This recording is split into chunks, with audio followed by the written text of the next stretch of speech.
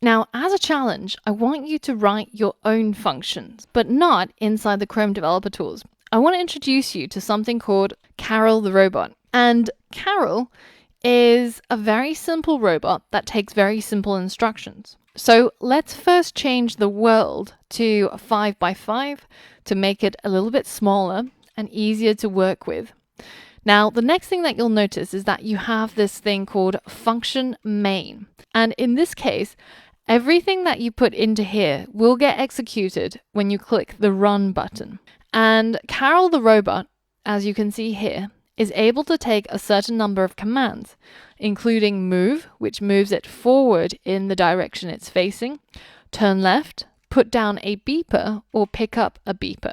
So those are the basic commands that we're going to work with. And let me just demo some of these to you.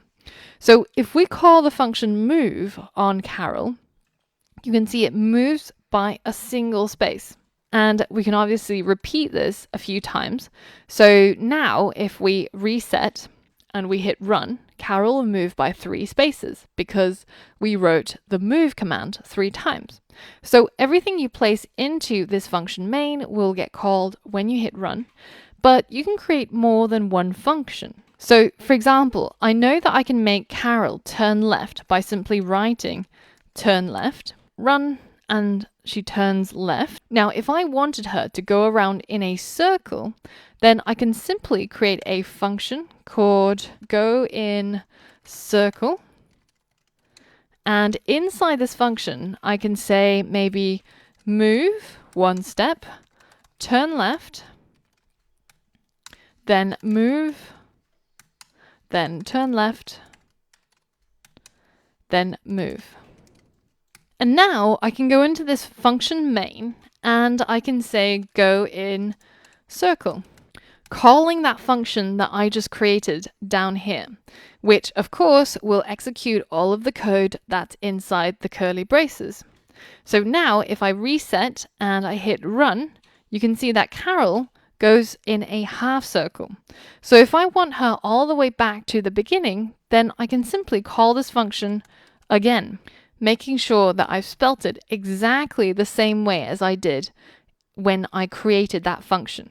So now if I reset and hit run, you can see that it turns a full circle. And I can write as many of these as I like in order for Karel to run my code repeatedly. So as a challenge, I want you to write a little bit of code that moves Karel all the way to the right corner on a 5 by 5 world. So inside the resources of this lesson, you'll find a link to the Stanford Karel. So I want you to set the world to 5 by 5, delete what's currently inside function main, and to write some code that gets Karel from the bottom left corner to the top right corner, remembering that you can always take a look at the reference to see what commands Karel is able to use. So pause the video now and give that a go. Alright, so that shouldn't have been too difficult, and there's many ways of solving this challenge, so it doesn't matter which way you used as long as Karel ended up over here when you hit run. So one way of doing this would be getting Karel to go 1, 2, 3, 4 steps forwards, so that would be move 4 times. And then to turn left and then move 4 times again.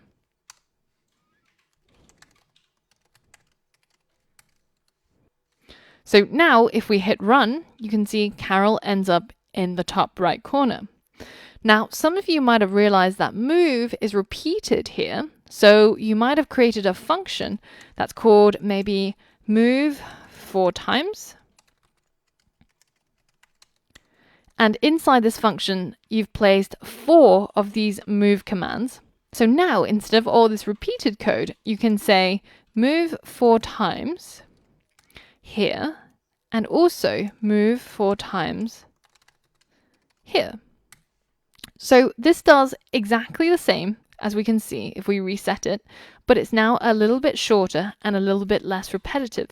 So using this principle of keeping your code dry, we can use functions to do that. It allows us to remove repetition into these modules of code, which makes our code shorter and allows us to identify problems if it does occur. So for example, if we accidentally written the code wrong and Karel only moved 3 steps each time, then we would know that we can identify the function that's meant to move 4 times and figure out what the problem was. So the next thing I want you to use is the command put beeper.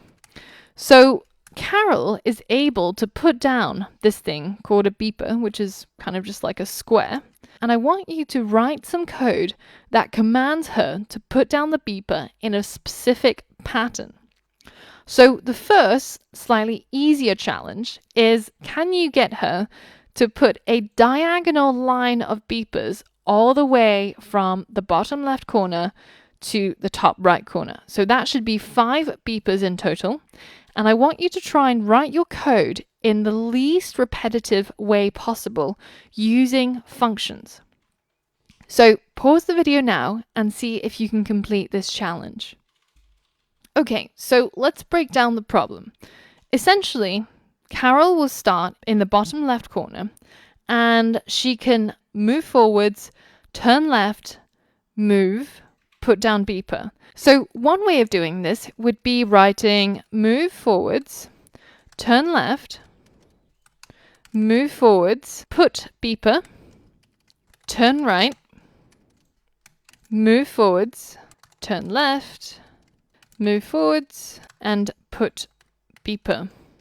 So if we run our code as is, you can see that she's begun on her journey, but you might also notice that there's a lot of repeated code in here, especially something like,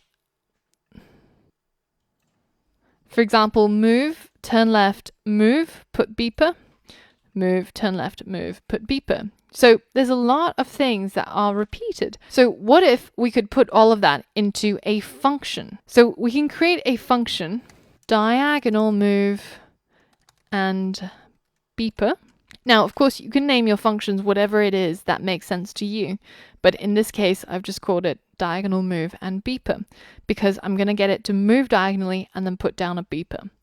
And that involves moving, turning left, moving, putting down beeper, and turning right. So if I take this chunk of code and put it into my function, then instead of calling all of these steps, I can simply say diagonal move and beeper, diagonal move and beeper. And if we do this 4 times, then you can see that Karel will go all the way to the end. And the only one that's missing is the one in the beginning, the put beeper before we do any of these other diagonal moves. So if we hit run now, we've managed to solve our solution by getting Karel to repeat the diagonal move and put down beeper function. Now, you might have solved this challenge in a variety of different ways, and that's fine. As long as you got Karel to perform this functionality, then you have succeeded in completing the challenge. Now, for the final optional challenge, if you want, I'd like you to challenge yourself to see if you can get Karel to create a chessboard pattern like what we have here. So alternating tiles of beepers, essentially. So this is completely optional. It's just a bit of fun and to test your understanding of functions. I will post the code of the solution in the resources section of this lesson so you can check it once you're done trying out the challenge.